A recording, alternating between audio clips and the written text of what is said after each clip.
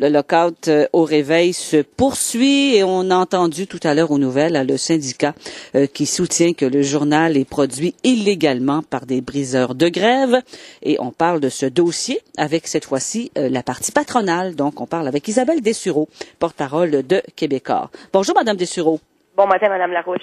Je voudrais vous demander tout d'abord qui fait le journal présentement, là, parce que le journal est publié, les employés ne sont pas là, on est en local, donc qui fait le journal, le Réveil? On a 6 cadres actuellement au Réveil qui produisent le journal pour l'hebdomadaire du dimanche. Alors ce sont nos cadres qui ont pris le relais. Donc il n'y a aucun briseur de grève? Non, écoutez, il n'y a aucun briseur de grève. Nous respectons pleinement le code du travail et ça, je peux vous en assurer. Il y a 17 annonceurs là qui se sont retirés au cours des derniers jours, des dernières semaines. Comment vous envisagez la survie du journal avec quand même tous ces annonceurs qui quittent le bateau?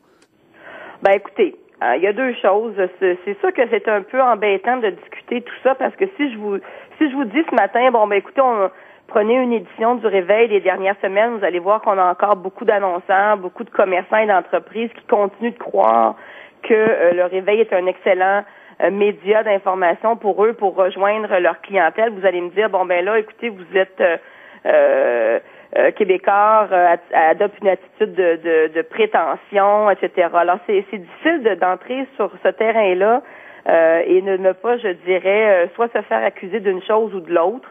Ce que je peux vous dire, c'est que ce qui est un peu particulier dans ce contexte-là, dans ce conflit-là, et bien sûr, je ne vise pas CBJ précisément, vous le comprendrez, Madame Larouche, mais il faut quand même, je pense, le dire aux auditeurs, on a affaire avec un conflit où ce sont des concurrents, donc nos concurrents du Réveil, qui, à tous les jours, rapportent l'information autour de ce conflit-là. Là, vous parlez entre autres... Il y a une visibilité autour de ce conflit qu'on ne voit pas dans les autres dossiers, que ce soit les Abitibi-Bowater ou d'autres. Et ça devient évidemment préoccupant puisqu'il faut quand même rappeler qu'on avait une entente de principe sur les départs au niveau de l'imprimerie. Alors, ce qui achoppe et ce qui nous fait qu'on se retrouve en conflit, c'est vraiment les 7 postes du côté de l'administration et de la comptabilité et du montage. Et donc, dans un contexte où on a une convention collective où on n'a aucune mise à pied possible.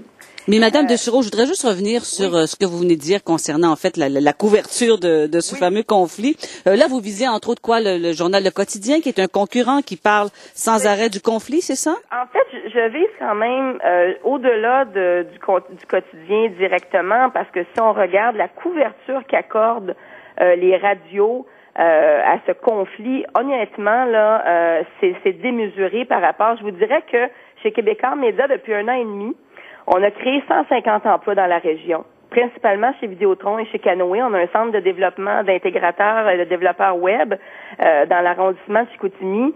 Et ça, je vous dirais, je ne serais pas capable de retrouver, je pense, dans la revue de presse, les médias dans la région qui ont parlé des 150 postes qu'on a créés. Mais Madame Dessureau... Ici, on a un conflit où, malheureusement, s'il y a encore quelqu'un qui se pose la question si les médias sont en crise actuellement et si les médias ne sont pas obligés de se réinventer, je pense que vous le savez, Radio-Canada a annoncé des mauvaises nouvelles la semaine dernière, 800 postes à travers le Canada. Ici, il y a des gens qui pensent encore que le secteur des médias n'est pas un secteur qui est touché par une crise, je dirais, interne d'abord, avec la venue d'Internet et tout ça, c'est quelqu'un qui est complètement déconnecté de la réalité. Mais Madame Dessureau, bon, vous parlez de la couverture des médias en tant que tel, mais le Réveil, ça a quand même une 30aine d'années dans la région. C'est normal que presque à chaque semaine qu'on en parle, voir comment ça va. On en parle presque à tous les jours, Madame, pour 7 postes. Et je comprends qu'il y a des gens qui sont touchés, je comprends qu'il y a des humains, et ça, je ne veux pas du tout minimiser.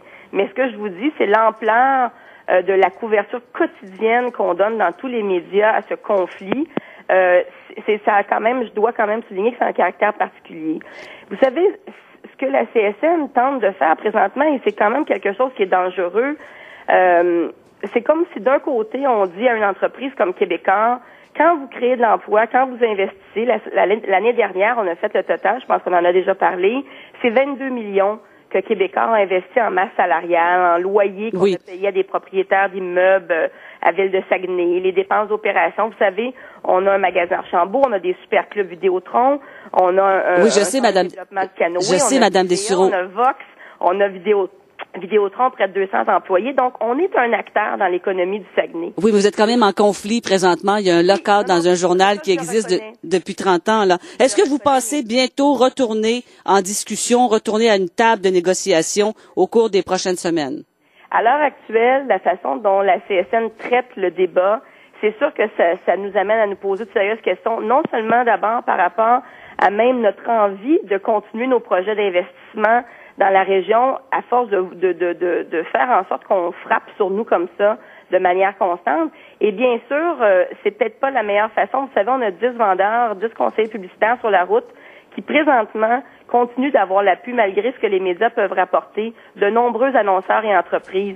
La CSN est très vocale, mais il faut regarder tous les entrepreneurs et les commerçants qui continuent de croire que le réveil doit poursuivre sa mission d'information locale. Donc, est-ce qu'on retourne en discussion? Est-ce qu'on retourne en discussion bientôt, madame Dessureau? Je peux pas commenter ça. Il y a pas rien présentement qui nous amène à penser que les pourparlers vont recommencer. Merci beaucoup, madame Dessureau. Merci. Au revoir. C'était Isabelle Dessureau, porte-parole de Québécois concernant le fameux conflit de travail au journal Le Réveil.